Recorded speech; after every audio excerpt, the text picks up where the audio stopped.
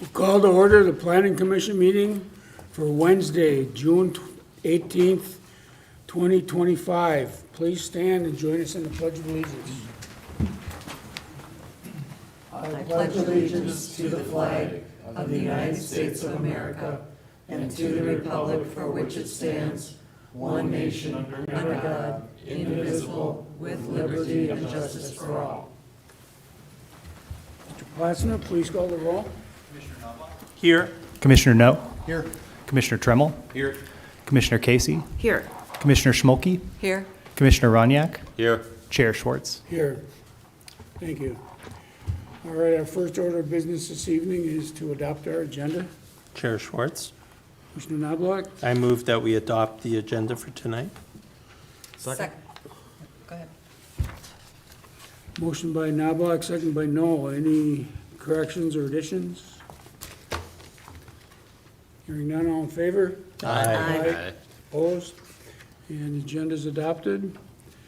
Next, we have the approval of the minutes of our March 20th, 2025 meeting. Mr. Chair, Commissioner Casey. I would move approval of the minutes from that March 20th, 2025 meeting. I'll second. Motion by Casey, second by Schmolke. Any corrections, additions? Hearing none, all in favor? Aye. Opposed? And the minutes are approved. All right, our case for this evening is planning case 25-7, a lot split and subdivision variance at 851 84th Lane Northwest, Anissa Cravens. Mr. Platt. Thank you, Mr. Chair, members of the Planning Commission. So I have before you tonight a request for a lot split and a subdivision variance for a single-family residential home at 851 84th Lane Northwest. This is within the LDR1 zoning district, so low-density residential district with slightly stricter lot and setback standards than the standard LDR2 district. The LDR1 district requires 15-foot side setbacks for a home, 40-foot front setbacks, and 50-foot rear setbacks. So it generally looks for larger lots than the LDR2 zoning district, which is the district that most single-family homes are in within the city. So this is a request for the property on 84th Lane. It's down off East River Road, kind of near Adams Elementary, on the south side of the city. And this is an owner that has an acre, just over an acre of property, and wants to split it into two. And the stated goal of the owner of the home, which is on the south end of the property, is to split the property into two and have a second lot on the north end of the property and build a home. And the goal would be for the one family member to live in the existing home and one family member to live in the new home. So initially the goal would be to have it be two lots, which are both occupied by family members. The applicant is requesting to split the lot as would be required to build a second home. And a second home would require a new lot. So the zoning standards for the LDR1 district do require at least 20 feet of street frontage for any new lot, and at least 15,000 square feet of area for the lot, and at least 100 feet of width for the new lot. The proposed lot, staff did determine, meets all of the LDR1 lot standards except the width requirement. The proposed lot would be 81 feet in width as measured at the front setback line. The way staff are determining how that width would be measured, and actually I'm going to move forward just a little bit so I can explain this before going back to the lot survey. How staff have determined that the width of the lot should be measured is at the required front setback rather than the front setback of an existing home or of the proposed home, and rather than anywhere else on the lot. This is because the city does not have the ability to require any changes in the lot at the time of building permit request. If a person applies for a building permit to build a home and that home meets all of the setbacks and all their requirements, the city does not have the ability to deny that building permit. Thus, one would not use the setback of the proposed building to determine the lot width because that proposed building location could change between the approval of the lot split and the construction of the home. So instead, it follows that the lot width needs to be measured at the required setback, which in this case is 40 feet. So this is a wedge-shaped lot meaning that as you get further back from the street, the lot gets wider. The lot is well over the 15,000 square feet required in the LDR1 district. However, at the 40-foot setback, it's only 81 feet in width. So the applicant is requesting a variance to allow the lot to be created, even though it's only 81 feet in width, which is less than the 100 feet required. I have here the lot survey that was submitted by the applicant, showing the proposed new lot line and the location of the proposed new home. So this shows the buildable area, which is a little bit difficult to see here, but it is this sort of wedge shape within the lot, and then the proposed footprint of the new home. The location, size, style, et cetera, of the home is not directly relevant to what's being requested here. The home will need to meet LDR1 zoning district standards. The request right now is only for the variance to the lot width and for the lot split itself. So the two lots that would be created would both be around the same size as each other. This property would be divided just about in half. We'd have the existing home on parcel A, which is about 21,000 square feet, and the proposed new home on parcel B, which is about 22,000 square feet. There were some questions that were posed to me from neighbors who were interested in coming to the meeting and did provide comments about how the front, side, and rear lot lines were determined for the proposed Lot A. So I did include a diagram showing how that was determined. The front of the home does face generally south or southwest. So staff did determine that the front lot line would be the lot line along 84th Lane. Not exactly the bulb of the cul-de-sac, but along the lane kind of to the southeast of that. The side lot lines would be the two lines going north and northeast toward the rear, and then the rear lot line would essentially be a point. And this is common in wedge-shaped lots on the interior curve of roads where there's a lot of lot frontage, but the rear yard becomes a point. And the way that the rear lot line is measured when the rear yard becomes a point is that a line is drawn 10 feet out from that point parallel to the front lot line. So the rear setback for the proposed home on parcel A would be based on that measurement. So based on a line 10 feet back from the point where the rear lot line is.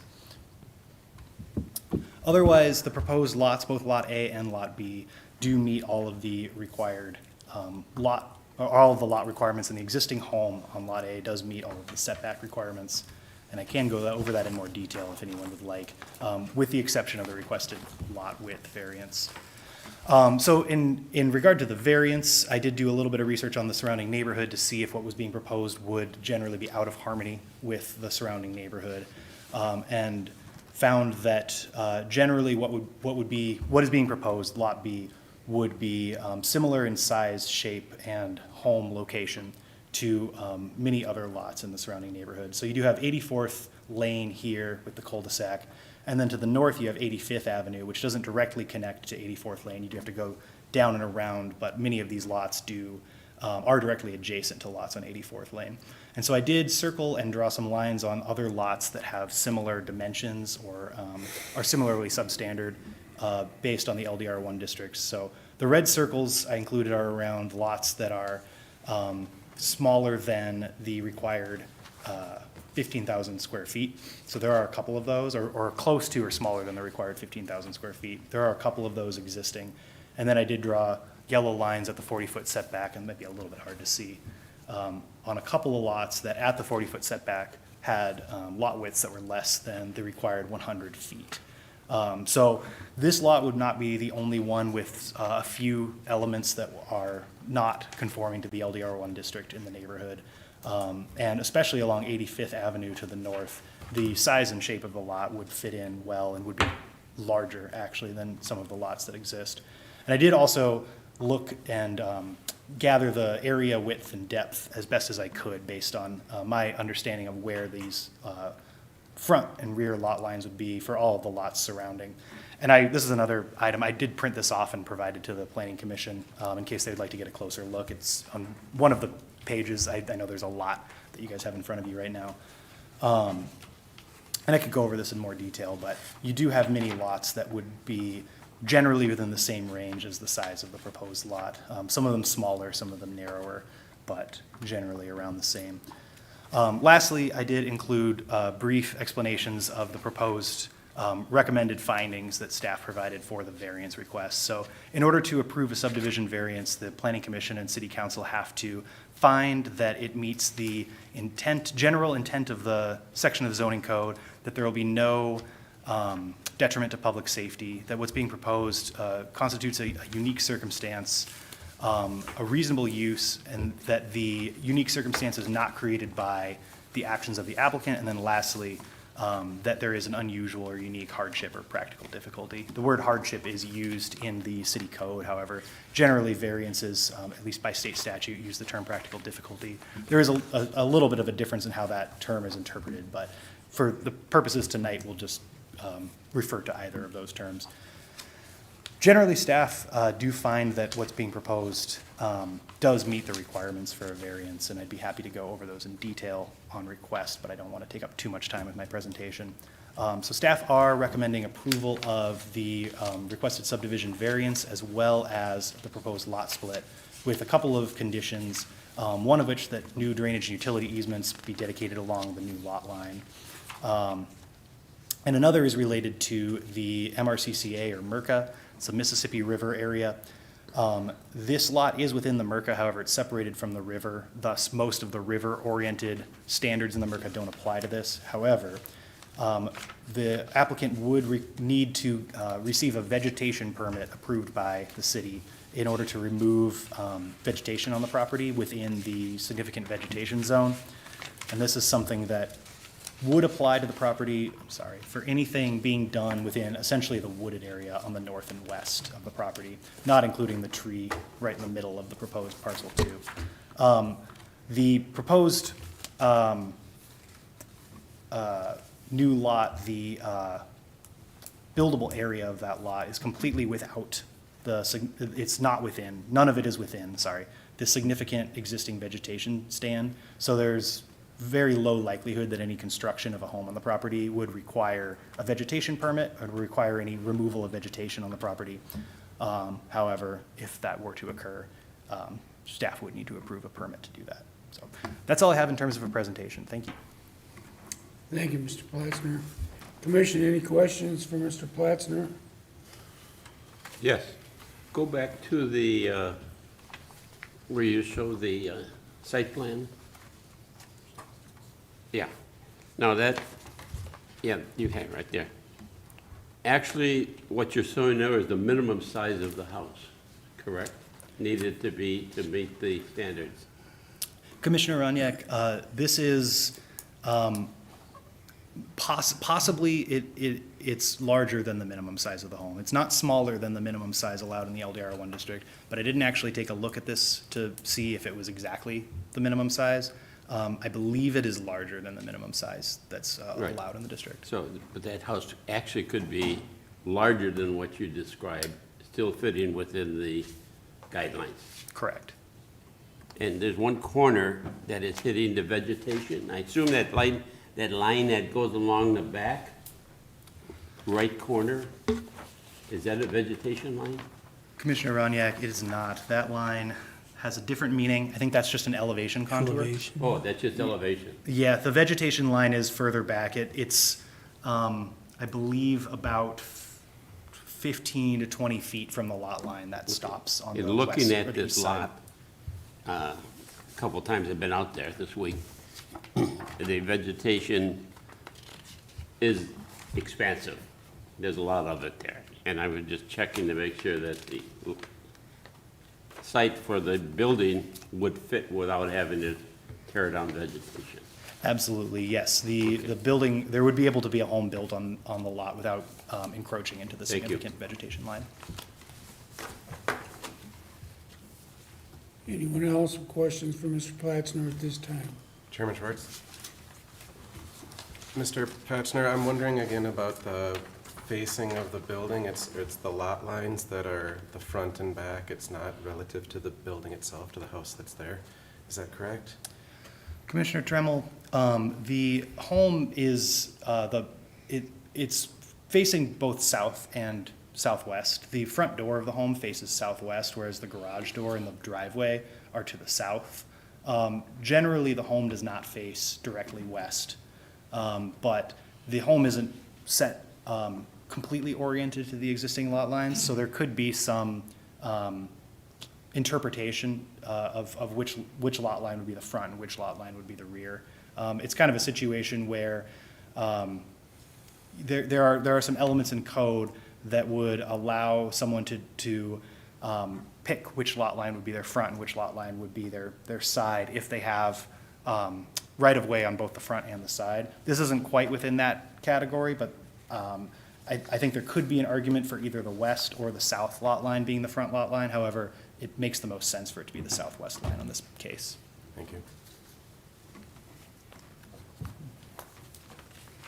Anyone else? Does the petitioner present, and do they wish to make any kind of a comment? Would the petitioner like to come up and make a comment? No. No, okay. All right.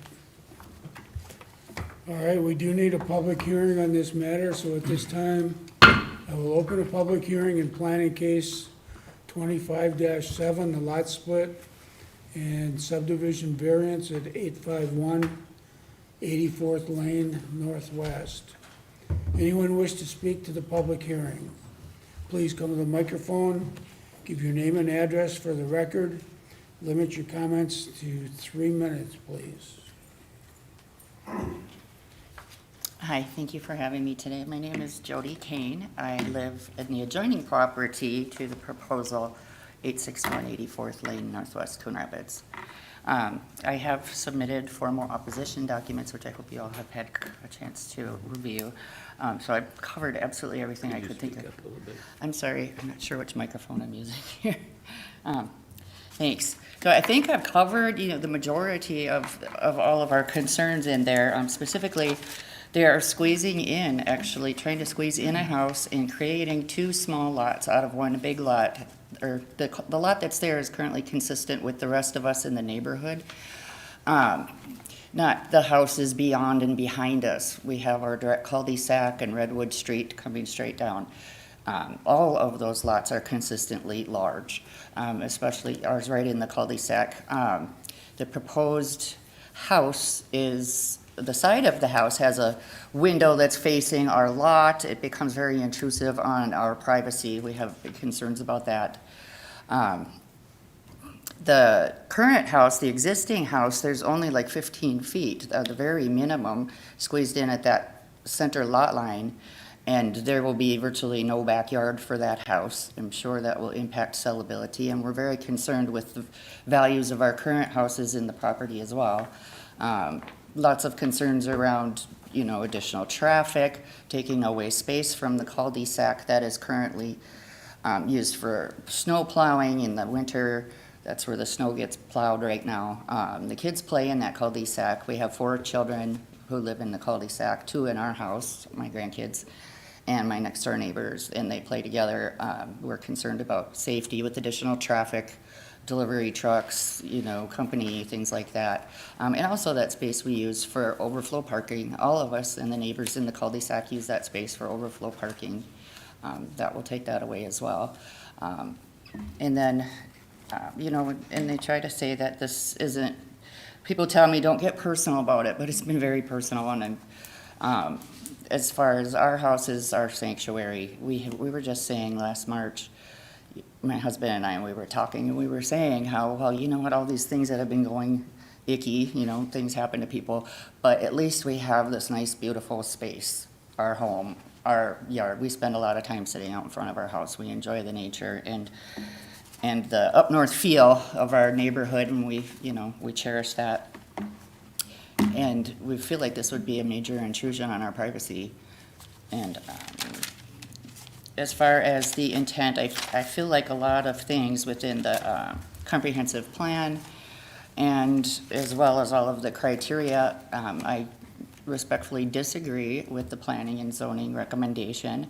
I feel, and I think I've spelled that out well too, without going into all of it, that this proposal doesn't meet any of the criteria that the city has, established, and that the statutes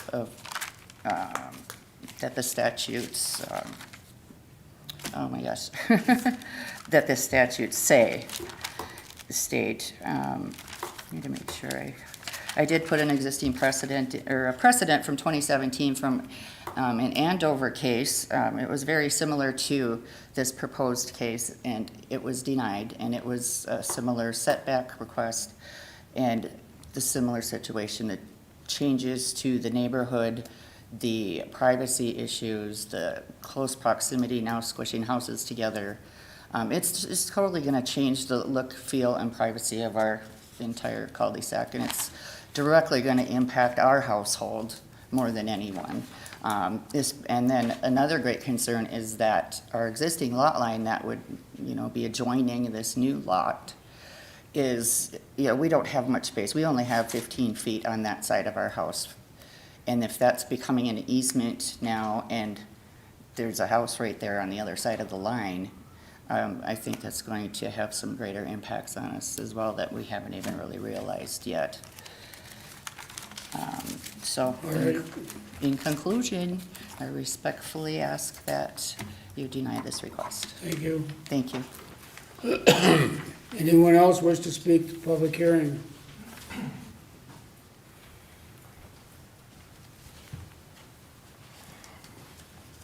Good evening, everybody. My name is Joe Meyer. I'm from Andover, 2774 167th Lane.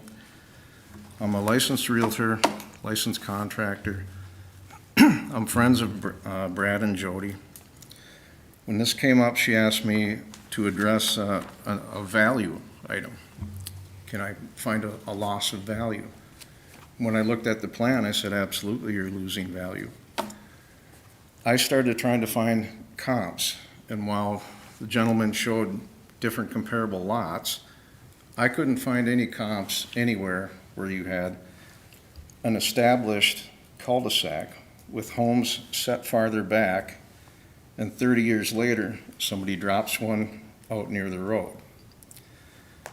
Since I couldn't find anything like that, I'm kind of left with a guess.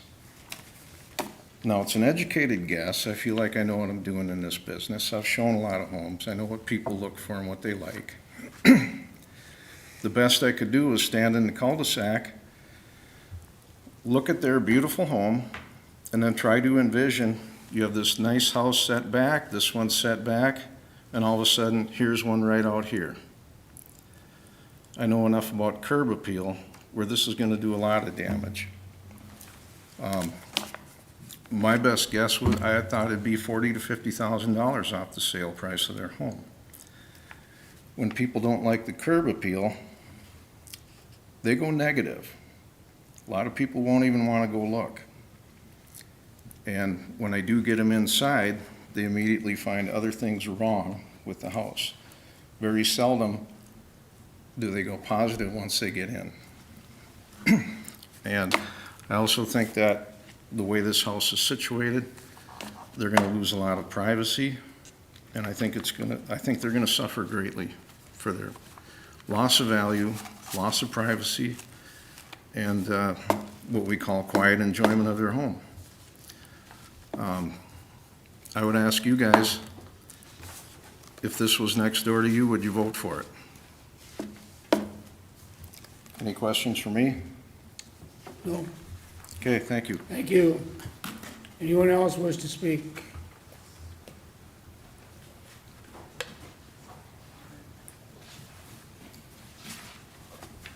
Commissioners, hello.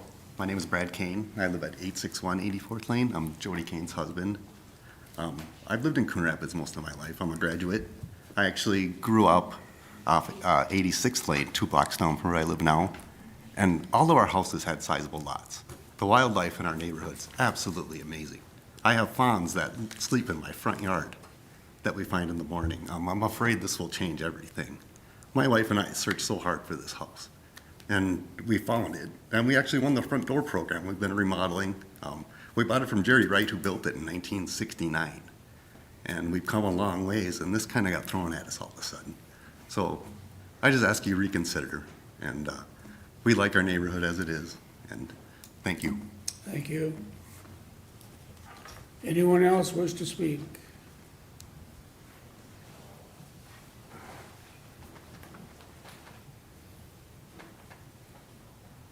My name is Anissa Cravens. I'm the one here requesting the lot split. And I have lived in that residence since the 70s.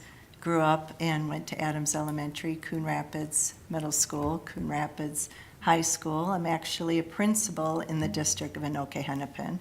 My parents still live there. And I know Jerry Wright, the one that lived next to me for a long time.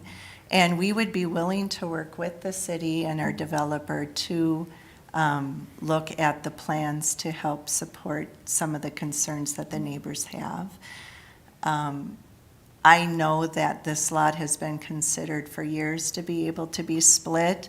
I feel it's a reasonable request. I look at where our house would be located. My mother lives next door.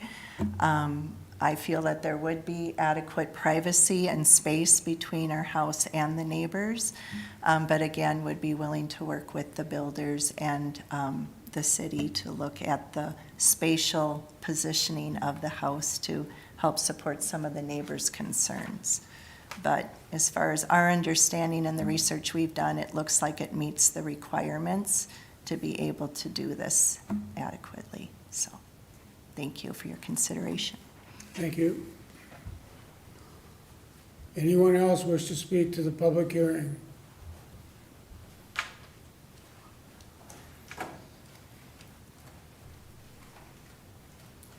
Hello, thanks for having me. My name is Sarah Earhart. I live at 870 84th Lane. I am one of the 5 that share this cul-de-sac, and I am opposed to the lot being split. I think it's going to affect us greatly, and I think it's going to affect the privacy, the beautiful view. You guys talked about the vegetation line there. That's my direct view right now. That house will obstruct it. It will no longer be there. I will be looking at a huge house right outside of our garage, where we also spend a lot of time outside. I have 2 small children. One of them is here, and like Jody mentioned, they're outside playing all the time. And I'm concerned about their safety for the traffic. It's gonna affect us. And we moved from Minneapolis, a small little house right by Riverview Theater, Minnehaha Falls, and we wanted the space. We liked the lot size, the lot, the shape of the lot, it was irregular, something you don't find. And we wanted space, we didn't want congestion, all of which I feel like are gonna be taking that away.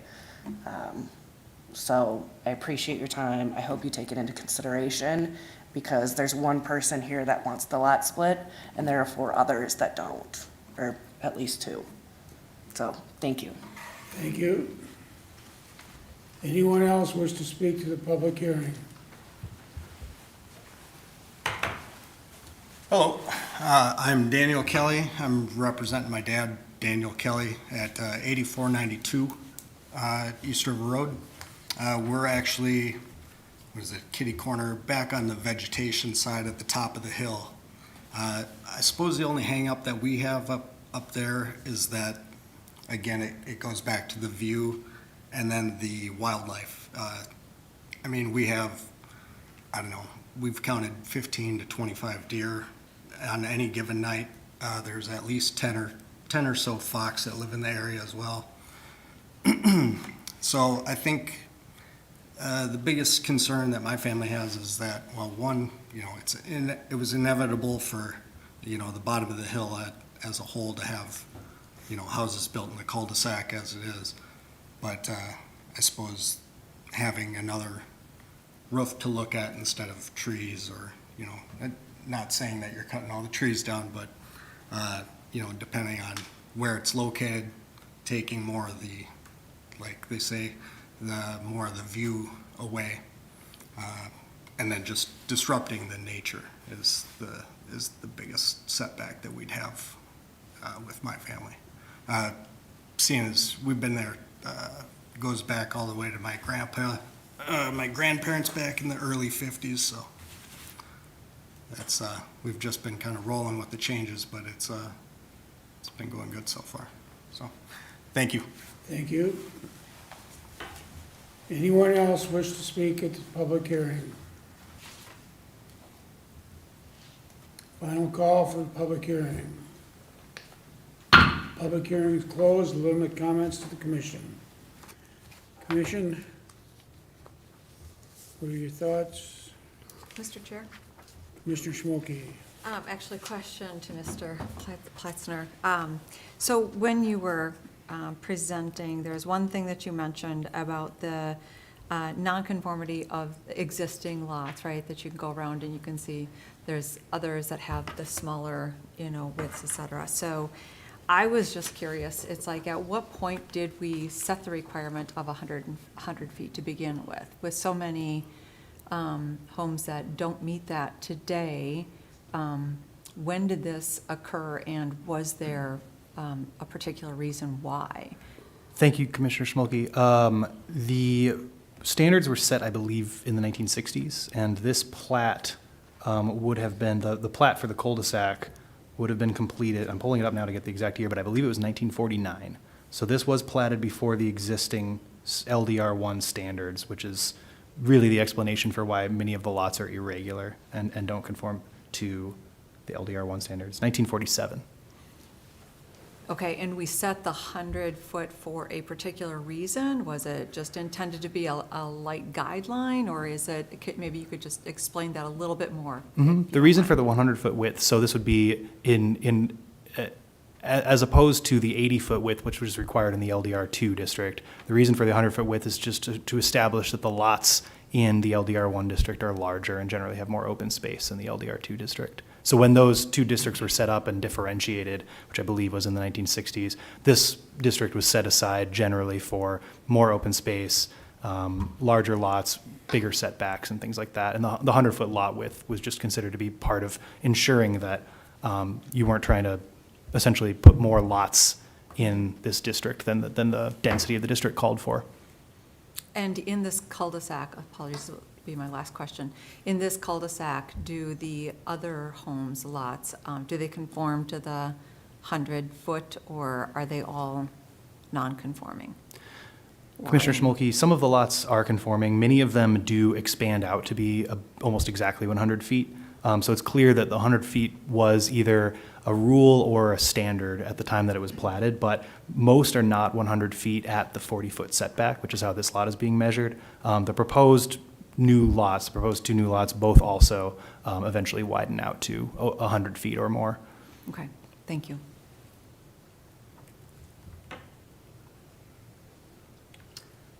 Mr. Chairman. Commissioner Casey? So another question for you, Mr. Patzner. So these 5 lots around this cul-de-sac were platted in 1947, is that what you're saying? That's correct. Were they platted to be that 61-foot width, 77-foot width that I see existing there?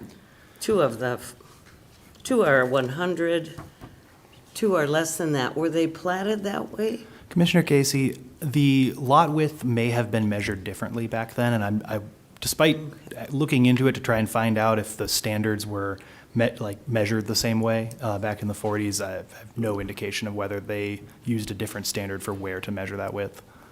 But these 2 that are below 100 were not lot splits recently? No, they were not. Okay. Mr. Chair, Commissioner Knoll? I'm just thinking the LDR1 district, it's going to be tough to get lots into a cul-de-sac that are going to be the 100-foot, as they pie out.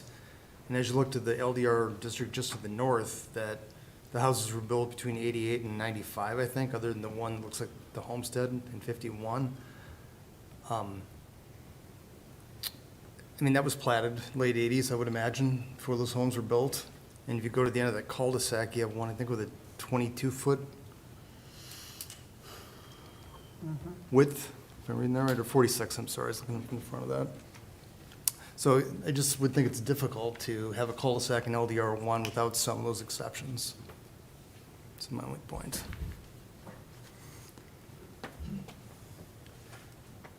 Mr. Platzner, in some of the writings that we received, the comments, there was reference to a discrepancy with the survey. Well, one, having a lot line being off, could you address that at all? Thank you, Commissioner Schwartz. The surveyor, I do believe, is here tonight and may be able to fill in some of the info that I don't have. But my best understanding is that when the initial survey was done for the lot split, the surveyor did not have access to a survey that was done for the lot just to the west, 861 84th Lane, that was done in 1993. So he was basing the survey off of what he thought was the most recent survey, which was earlier than that. Upon receiving the 1993 survey, he did revise the location of the lot line between the proposed Lot B, so the new lot that does not have a home on it, and the lot to the west. The owner of the lot to the west, I believe, submitted that comment and noted that there was a discrepancy between the lot survey that she had gotten done in 1993 and the lot survey that was provided as part of this application. In terms of addressing that discrepancy, it may be best to have the surveyor speak on that if he's willing to, but my best understanding is that generally a lot surveyor does the best they can to find the exact location of the lot line with the information that they have. So the fact that they did revise that survey when they received new information, that does seem to be standard surveying practice as far as I have observed in the past. However, the lot survey that they provided is the most recent survey based on the information they have, and thus is the lot survey that we would use to determine any lot line locations. All right, thank you. The surveyor is here. Are you willing to speak? Come to the microphone, please. Identify yourself.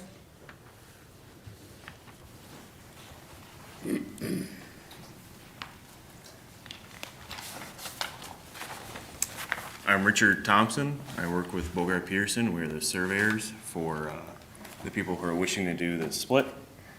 The neighbors called me and said that they had a survey that I did not have. Basically, the survey that they gave me was the pre-RLS split. So when they did the RLS survey for the neighbor, when the neighbor's lot 6 was split into 3 different tracts of land, because this is all Torrance property, they did a pre-RLS survey, kind of like what this might end up being.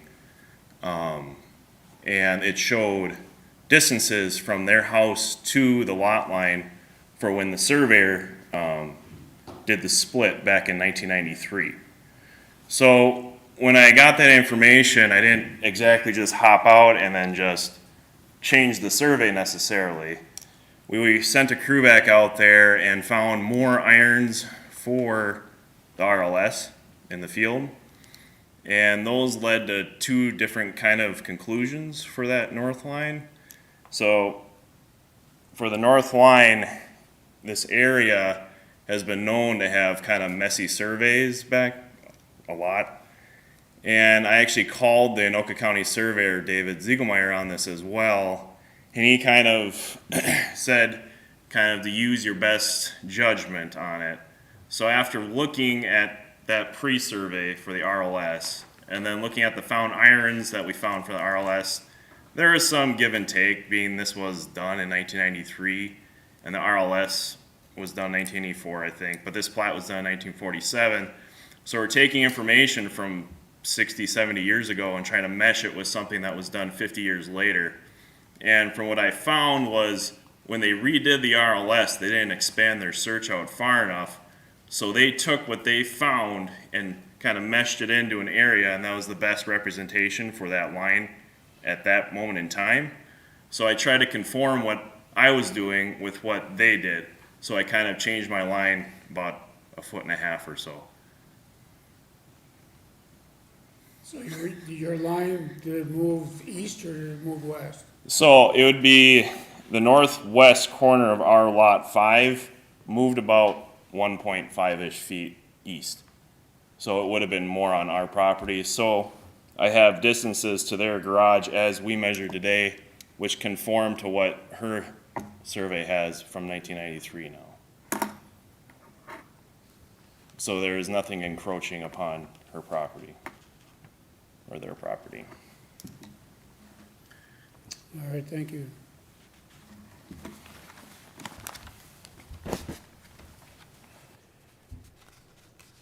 Commission, anyone else with comments? I got a comment here. Mr. Runyak? I think we're confronted with the typical situation where people have lived with an existing situation and now people want to change it. First of all, according to Max, that whatever they're doing is legal.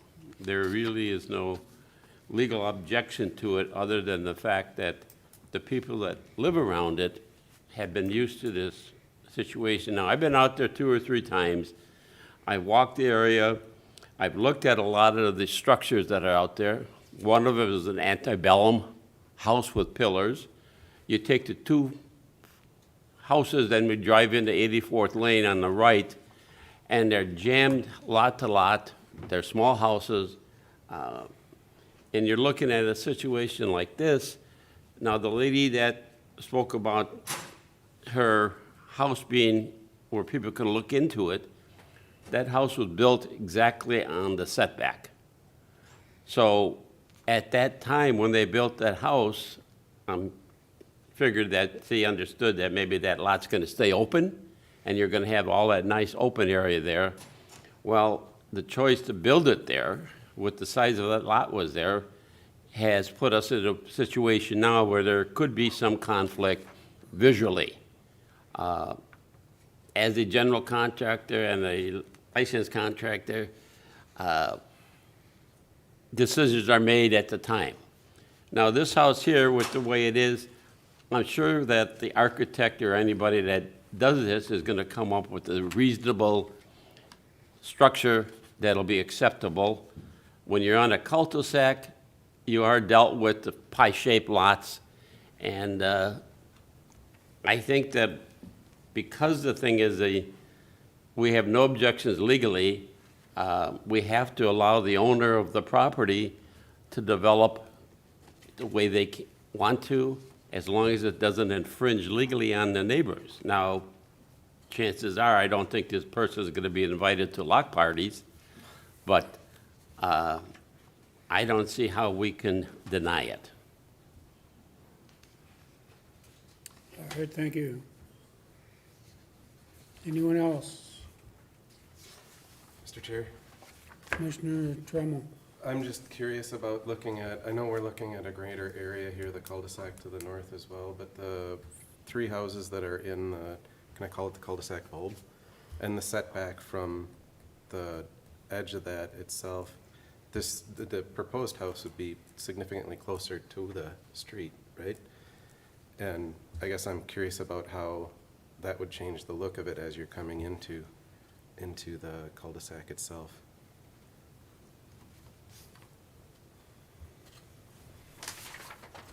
That's my thought.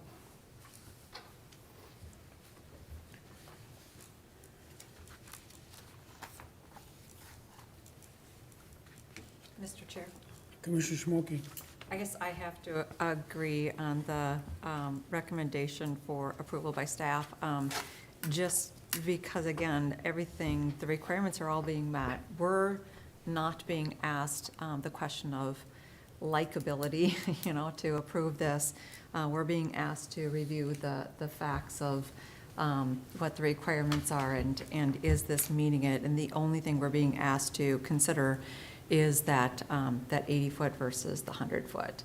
And I guess if there's no concerns about that variance, then everything else seems to check the boxes, and I don't see why this wouldn't be approved. Chair Schwartz. Commissioner Knobloch? I agree with Commissioner Schmolke and Commissioner Runyak. Although it's a little tense and difficult for the neighborhood, it is a very reasonable request for a variance. I think the greater challenge and the greater effort that will be put forward is, if this were to be approved, the next step would be, once a plan is brought before the Planning Commission, that's where the true, in my opinion, the true work and effort will be required to fit in a house into this irregular lot, if approved. So I think the real work is yet to come yet, even though the decision before us today is the approval of the variance. So that's just my opinion that I wanted to put forward for everyone, so. Chair Schwartz, maybe a comment? Mr. Platzner? I just want to clarify that the building plan for the home itself will not come before the planning commission. That's something that only needs administrative approval by city staff. Okay. That was gonna be my question to you. Thank you. You read my mind. Chair Schwartz, Commissioner No. I'd like to make a motion in plan case 25-7 that we recommend approval of the requested subdivision and proposed lot split subject to the conditions as outlined in our packet. I'll second.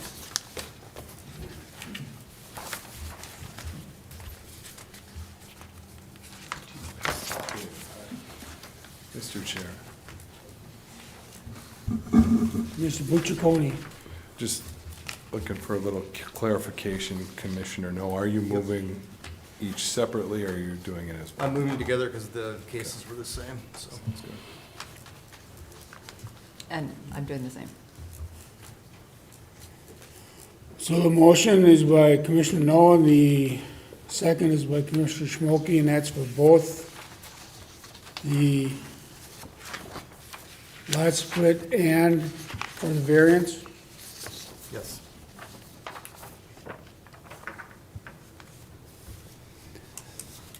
Any further discussion?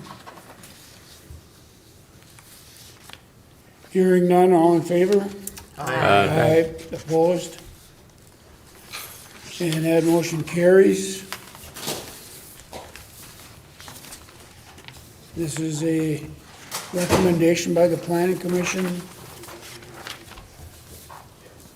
and will be heard at City Council on July 1st.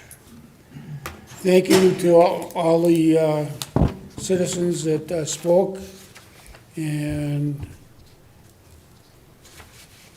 good luck.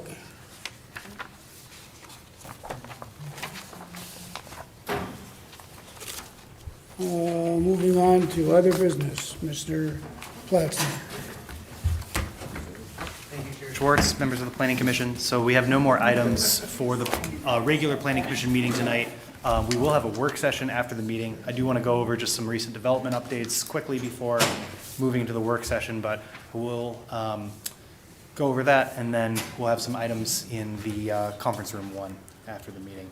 But just real quick, going over some of the recent developments, especially since there hasn't been a Planning Commission meeting in a minute. Some of the projects that are and aren't yet moving forward. So we do have Holly Street Industrial, which is the industrial spec building that was approved for Holly Street and Springbrook Drive. The grading and site work has commenced for that project. They have all their utilities in, so that is beginning construction. The University Avenue rental townhomes, they are working on getting their building permits completed. This is the 34-unit townhome development. They are just about good to go to begin grading on that site. So that project will begin this summer, and hopefully they'll begin working on site improvements in mid to late July. Coon Creek Commons project that did get approved. The applicant is not the developer for this project, so we've always known that they were going to sell the property and the project essentially to a developer. They're still shopping around for a developer to buy and complete this project. So far, no motion has been, or no forward motion has really been made on that, but it is very unlikely that this project would begin the building permit process this year. I think it's much more likely for that to begin in 2026. The Tronson Reserve project, which was approved in the summer of last year, they are holding off for a little while on going forward with this project, which is consistent sort of with what occurred with this property in previous years. So they still intend to go forward on this property, but it is not likely to be in 2025.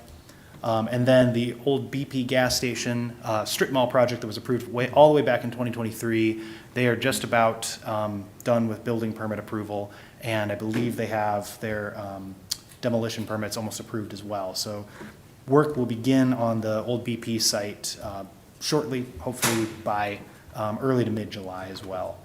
That's all I have for development updates, so thank you very much. Question for you on the Coon Creek development that you say they're looking to sell the property. Correct. So the applicant is the owner of the property, but they will not be the developer of the property. So they brought the property through the entitlement process. And now that there are approvals on the property for what they were proposing, they're looking for someone to buy the property from them and then essentially finance the development of what was approved. So there wouldn't be any changes made to the approvals themselves or to what's going on there. The applicant was always upfront with the fact that they would not end up being the ultimate developer of the property, just that they were bringing it through the entitlement process. So the new buyers would be held to the plans that we Absolutely, they would. already have? Yes. They couldn't come in and say, we want to change things? Well, they could always come in and ask for a revision to the site plan approval, but it would essentially be beginning the process over for them. So that, it's possible that they would try and do that, but they don't have, what they have approval for is what they're able to do. They wouldn't be able to make major changes to that without going through the approval process again. All right, thank you. And for next month, I have a question to Max. go ahead. You had mentioned a couple of meetings ago in regards to the activity over at this condominium, the apartments over here or townhouses over on on Robinson Drive. I've noticed some activity now. Is that going to come forward with Commissioner Roniak, they do have building permit approval for the second building on that property. So they have the first one already constructed. They should be beginning work on the second building if they're not already doing so. And they have not yet come forward for the third building. So they probably are doing site work, preparing the site for the second building on that property. And for next month, what on schedule? So we do have a PUD request for Costco at Main Street and River Rapids Boulevard, where Costco wants to move the pumps of their gas station from the north end of their property down to where the TGI Fridays currently is. They want to purchase the TGI Fridays property and move their gas pumps to that site and then expand their gas pumps.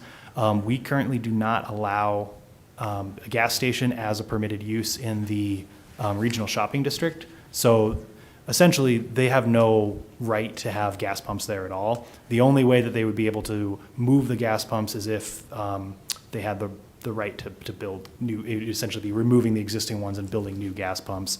And staff determined that the best way to do that, if they wanted to get approval for that, would be through a PUD request. So they're requesting a PUD basically to keep the same exact standards on their lot that exist currently, but add gas pumps as an approved or as a permitted use so that they can move their pumps. It's kind of a complicated project, and it would result in gas pumps right at the corner of Main Street and River Rapids Drive. So staff are working with the applicant to kind of figure out exactly how they want to do that, and we'll have that for you in July. And that's all you have? That's the only major item. I don't think there will be anything else. All right, thank you.